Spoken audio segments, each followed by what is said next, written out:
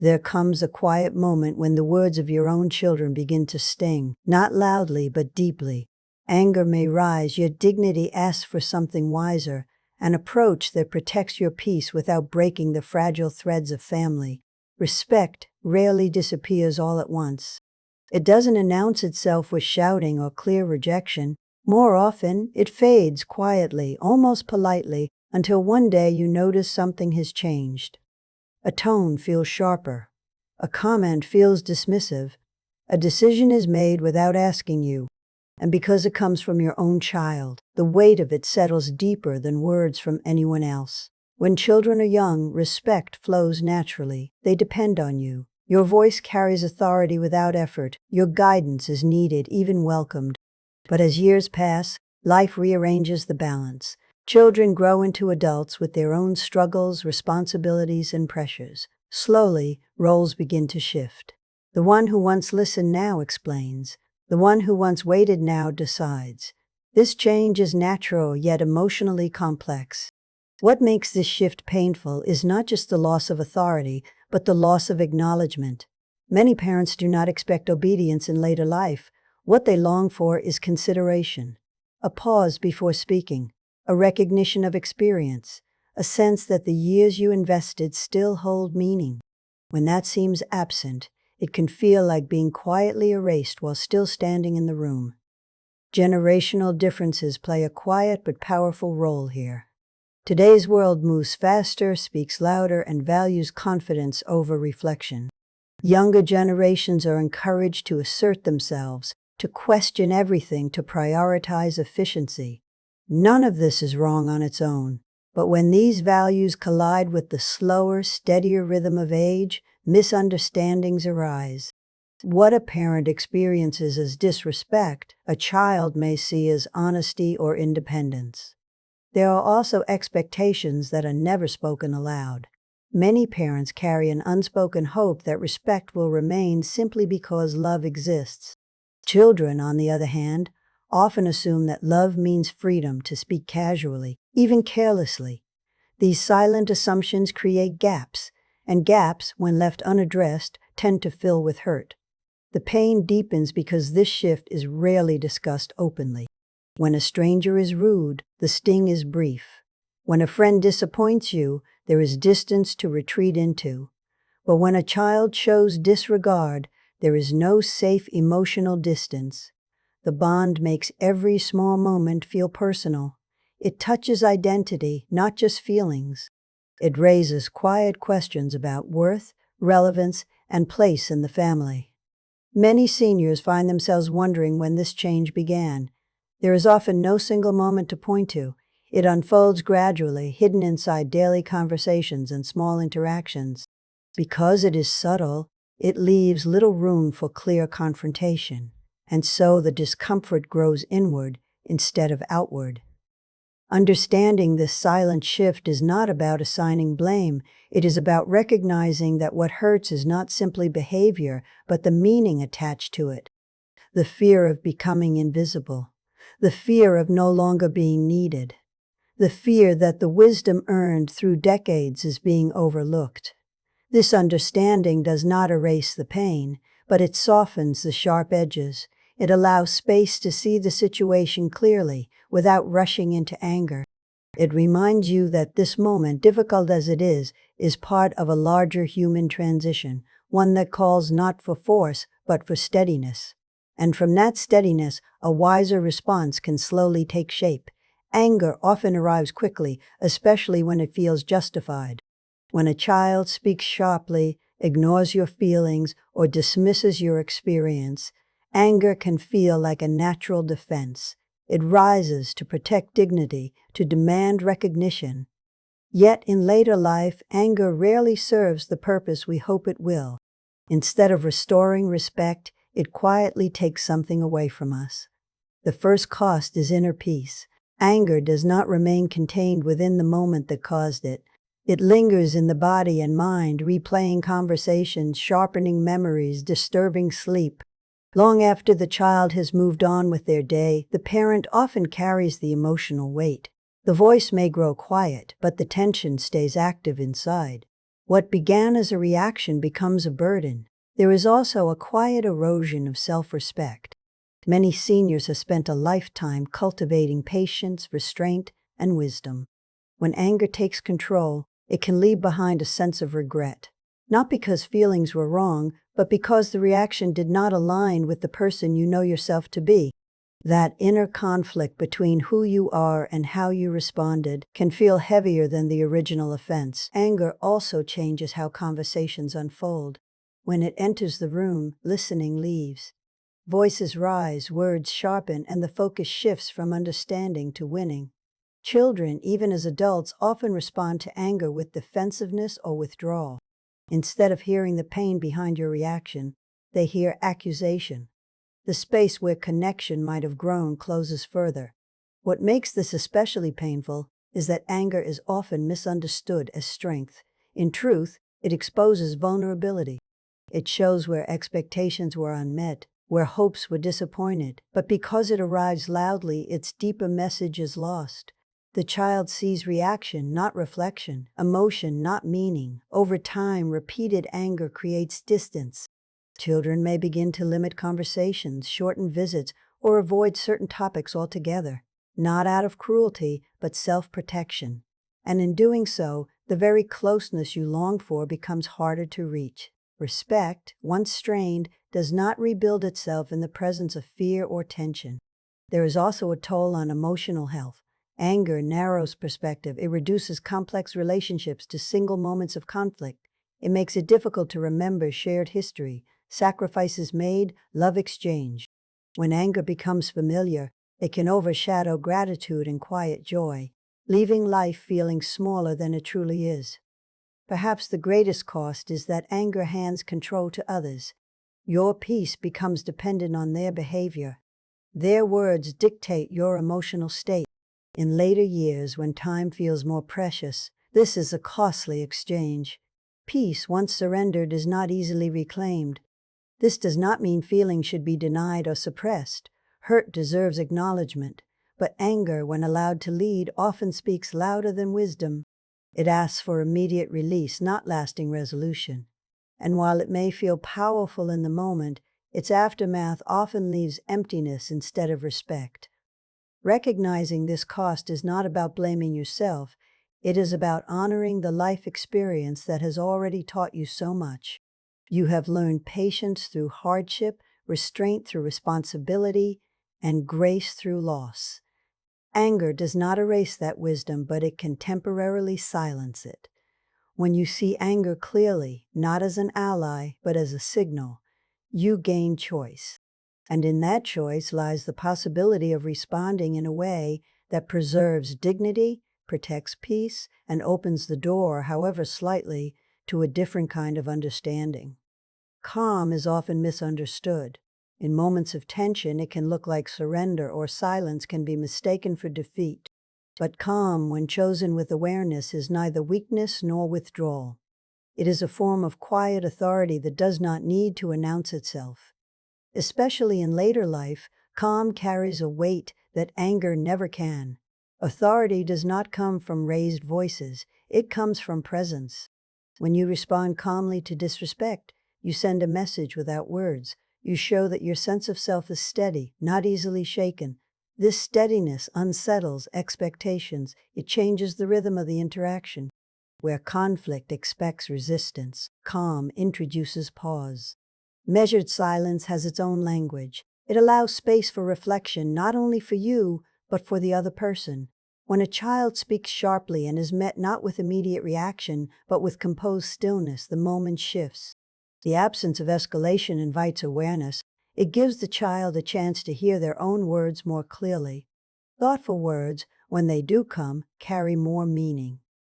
Calm speech is not rushed. It is not cluttered with explanations or defenses. It speaks from experience rather than emotion. A simple statement, delivered without heat, often lands deeper than a long argument ever could. It reminds the listener that respect is not demanded, it is embodied. Emotional control does not mean emotional distance. It means choosing when and how to express what matters.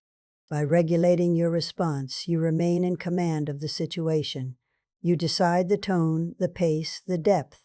This quiet leadership often reestablishes boundaries without confrontation. Children, even as adults, often test limits unconsciously, not out of malice, but familiarity. When anger is the response, the test becomes a battle. When calm is the response, the test loses its power. The interaction no longer rewards disrespect with attention or reaction. Over time, this shift is noticed even if it is never acknowledged aloud. There is also a deep respect that emerges from self-restraint. It mirrors the kind of authority many seniors once practiced as parents, teachers, or leaders. Authority that guided rather than controlled. Authority that did not need to explain itself repeatedly. Calm allows you to return to that place, not as a role, but as a way of being. This approach protects dignity on both sides. It avoids humiliation, defensiveness, and regret. It keeps the relationship intact while still honoring self-respect. Calm does not erase boundaries, it reinforces them quietly. It also preserves your energy. Emotional reactions are costly. They drain strength and leave little behind. Calm conserves. It allows you to step away from unnecessary emotional labor. In a stage of life where energy is valuable, this conservation is a form of self-care. Choosing calm is not about controlling others. It is about remaining aligned with who you are. It reflects confidence in your values and trust in your experience. It shows that you do not need to prove your worth through reaction. Over time, calm becomes recognizable. It shapes how others approach you. Conversations soften, tone adjusts. Not because you demanded it, but because your presence quietly set the standard. This is authority that endures, not loud, not forceful, but deeply rooted. Boundaries are often misunderstood as walls built to keep others out. In truth, they are markers of self-respect, placed gently to show where care and dignity begin. In later life, setting boundaries becomes less about control and more about clarity. It is a quiet declaration that your emotional space matters. Many seniors hesitate to set boundaries with their children. There is a lingering belief that doing so may feel cold or that it risks further distance. Some fear being seen as demanding or difficult, yet the absence of boundaries often creates more confusion than closeness. When expectations are left unspoken, frustration fills the silence. Respectful boundaries do not arrive with long explanations. They are not delivered through lectures or repeated reminders of past sacrifices. Those approaches, while understandable, often carry emotional weight that clouds the message. Quiet boundaries, instead, are clear and simple. They focus on the present moment, not on old history. The strength of this approach lies in its calm certainty. When expectations are expressed without urgency or emotion, they are easier to hear. They do not invite argument. They do not require agreement. They simply state what is acceptable and what is not, without apology or justification. This kind of boundary setting preserves self-worth. It allows you to stand firmly in your values without needing validation. You are not asking for permission to be treated with respect. You are acknowledging that respect is a natural part of any healthy relationship, including those with your children. There is also emotional balance in choosing how much to engage. Not every comment requires response. Not every disagreement needs resolution. Knowing when to step back is itself a boundary. It signals that your peace is not available for negotiation. This choice often brings a surprising sense of relief. Children may react in different ways. Some may adjust quickly. Others may resist or test the limit again. This is not a failure of the boundary. It is part of the process. Quiet boundaries work through consistency, not enforcement. Over time, patterns change because the emotional environment has changed. What makes this approach especially powerful is that it avoids power struggles. There is no winner and no loser. There is simply a clear line calmly held. This reduces defensiveness and keeps the relationship from becoming a battleground. Setting boundaries in this way also honors the shared history between parent and child. It does not erase love or gratitude. It simply updates the relationship to reflect the present stage of life. Both parties are adults now, deserving of mutual respect. There is dignity in knowing your limits and honoring them. It sends a message not only to others, but to yourself. It reinforces the belief that your feelings matter, your voice matters, and your well-being matters. In the quiet way boundaries are set, a new balance begins to form, one where respect is not demanded, but expected, one where calm replaces tension, and one where self-respect becomes the foundation upon which connection can continue to grow. Boundaries are often misunderstood as walls built to keep others out. In truth, they are markers of self-respect, placed gently to show where care and dignity begin. In later life, setting boundaries becomes less about control and more about clarity. It is a quiet declaration that your emotional space matters. Many seniors hesitate to set boundaries with their children. There is a lingering belief that doing so may feel cold or that it risks further distance. Some fear being seen as demanding or difficult, yet the absence of boundaries often creates more confusion than closeness. When expectations are left unspoken, frustration fills the silence. Respectful boundaries do not arrive with long explanations. They are not delivered through lectures or repeated reminders of past sacrifices. Those approaches, while understandable, often carry emotional weight that clouds the message. Quiet boundaries, instead, are clear and simple. They focus on the present moment, not on old history. The strength of this approach lies in its calm certainty. When expectations are expressed without urgency or emotion, they are easier to hear. They do not invite argument. They do not require agreement. They simply state what is acceptable and what is not, without apology or justification. This kind of boundary setting preserves self-worth. It allows you to stand firmly in your values without needing validation. You are not asking for permission to be treated with respect. You are acknowledging that respect is a natural part of any healthy relationship, including those with your children. There is also emotional balance in choosing how much to engage. Not every comment requires response. Not every disagreement needs resolution. Knowing when to step back is itself a boundary. It signals that your peace is not available for negotiation. This choice often brings a surprising sense of relief. Children may react in different ways. Some may adjust quickly. Others may resist or test the limit again. This is not a failure of the boundary. It is part of the process. Quiet boundaries work through consistency, not enforcement. Over time, patterns change because the emotional environment has changed. What makes this approach especially powerful is that it avoids power struggles. There is no winner and no loser. There is simply a clear line calmly held. This reduces defensiveness and keeps the relationship from becoming a battleground.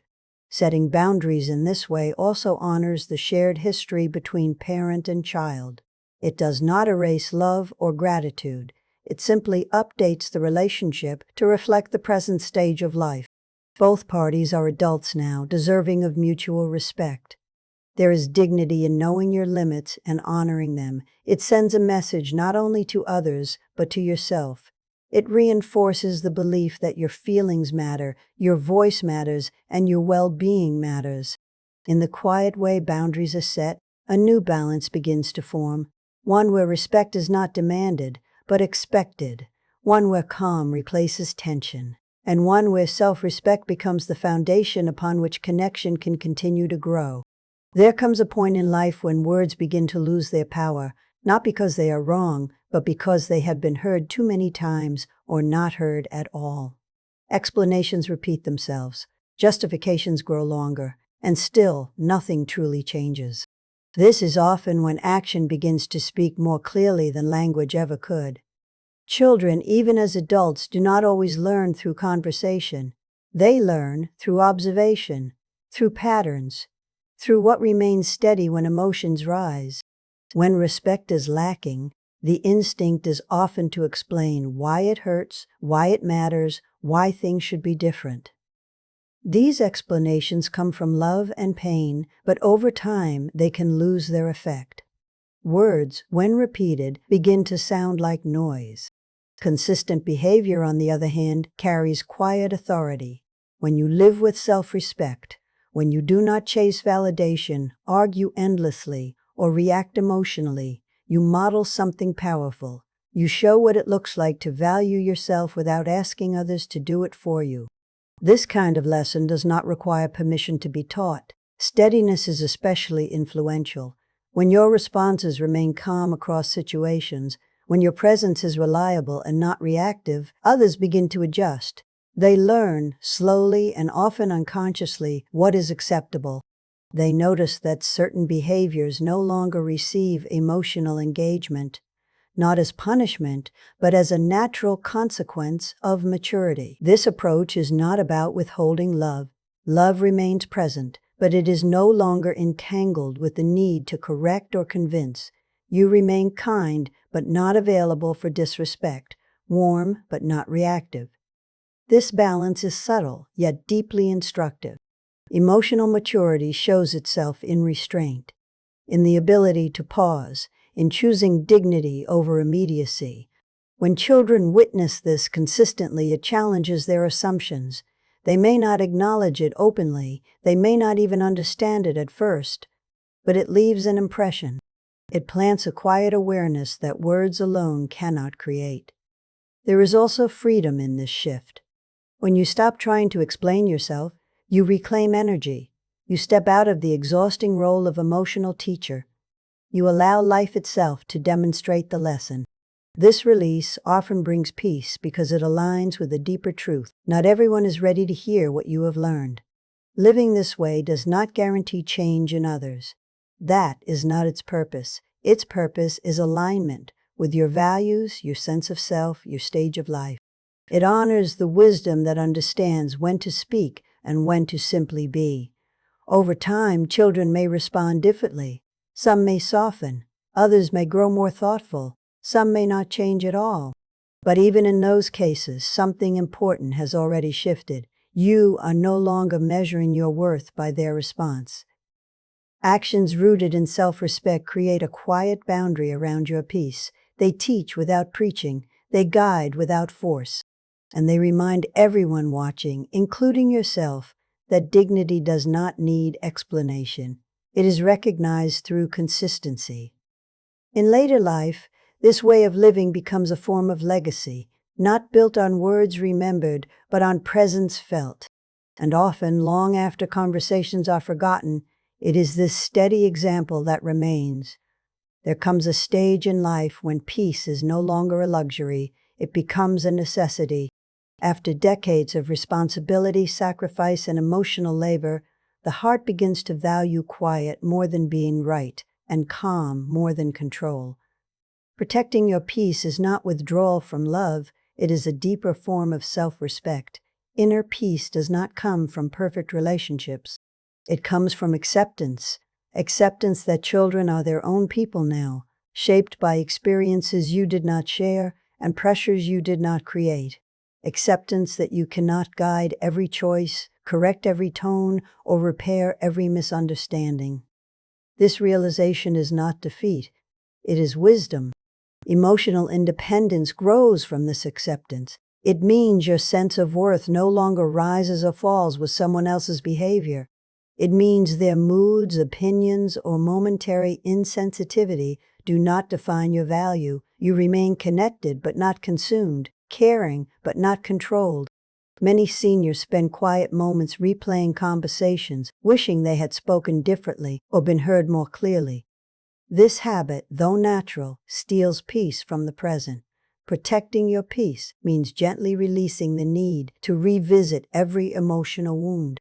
Not because it didn't matter, but because you matter now. There is also wisdom in choosing what deserves your energy. Not every misunderstanding requires correction. Not every slight needs response. Some moments are best met with silence, not as punishment, but as preservation. Silence, when chosen consciously, can be a form of grace. Serenity grows when you allow relationships to be imperfect without trying to fix them constantly. Love does not disappear when correction pauses. Often it breathes more freely. Space allows others to reflect in ways confrontation never could. Protecting peace also means honoring your emotional limits.